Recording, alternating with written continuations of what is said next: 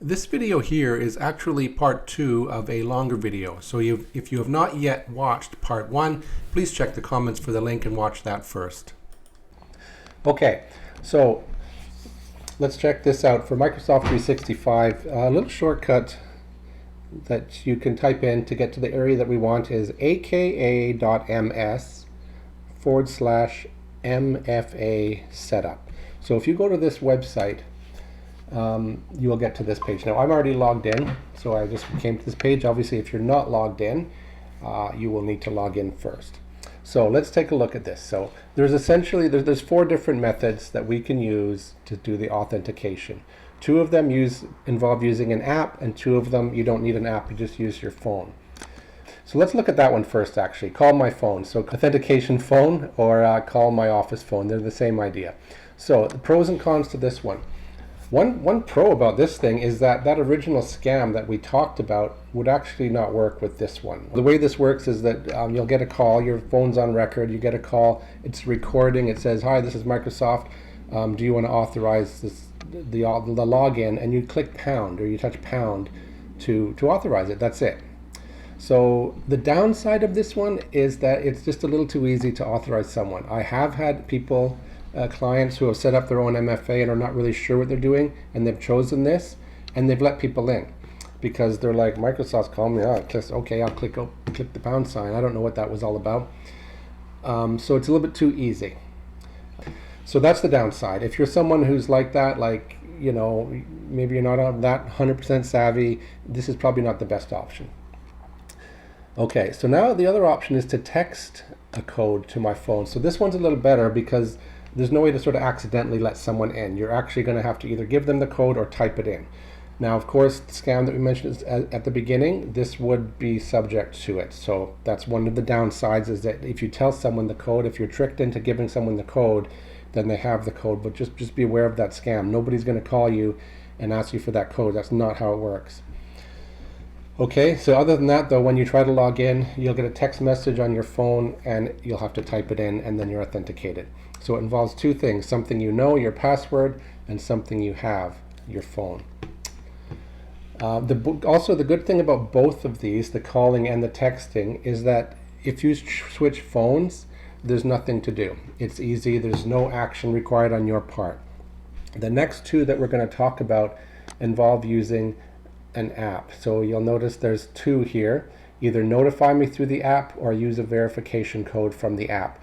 So I'm going to do the notification first. So the app it's talking about is the Microsoft Authenticator. So this is what it looks like on Google if you have an Android, and this app looks similar on the Apple side. So it's a free. You just install it and follow the instructions here. When you go through the MFA, you'll follow the instructions to use the app. So the Microsoft Authenticator is a free app on both Android and iPhone platforms. So the way this works for notify me through the app, so when you log into the account, basically I will get a prompt on my phone. It'll pop up in your notification area, and when you press on that notification, it will say, "Do you want to approve or deny?" And that's it. So you approve. This is my preferred option. Keep in mind though, I have literally dozens and dozens of different Microsoft accounts I log into, so I want it easy. But this kind of falls into the category of the one that I mentioned with the phone call, is it can be easy to make a mistake. Not as easy as the phone, because at least it'll say right on there, approve or deny. So the bottom line is this though, with this notification, it is easy, and it's just click the button. There's nothing to type in or text or anything like that, or numbers to move over. But just remember that if you are not 100% sure, then you click deny. The only time you should get that notification, approve or deny, is if you're sitting here in front of your computer logging in, or on your phone if you're creating, setting up the email on your phone or something like that. Okay, so if you're confused about it or anything like that, you have to say no, deny. You're not going to break your program by saying no. You're not going to have email stop flowing all over the place. It's actually safe to click no if you're not sure, and that's what you should do if you're not 100% sure. So the last one I'm going to show you is also through the app, and it's use the verification code. So in this case, you still install the app, but if you go into the app, you know, you can have the different ones here. Let me just go to my own here. So you can see, it's probably mirror image, but you can see there's a code. That code changes every 30 seconds. So it's kind of like getting a text message, but you just open up your app and get the code from the app instead of it getting it text to you, okay? And then because it changes often, it's safe.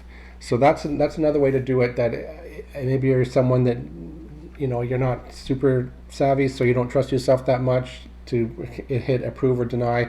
In this case, having the step of actually having to type in numbers is good for you, because it's much harder to make a mistake that way. So whichever one you choose, I'm going to stick with notify me through the app because that's what I like to use. Still put your authentication phone number in there, even though I've chosen a method that I'm not actually using it, but it is a backup, because that's the thing with the Microsoft Authenticator app, or really any authenticator app. You know, there's Authy, there's Google Authenticator, there's different ones. If you change phones, you have to be careful. There's actions you need to complete. So there it is. I hope that helps, and stay safe out there. Let's keep the bad guys out. Thanks for listening.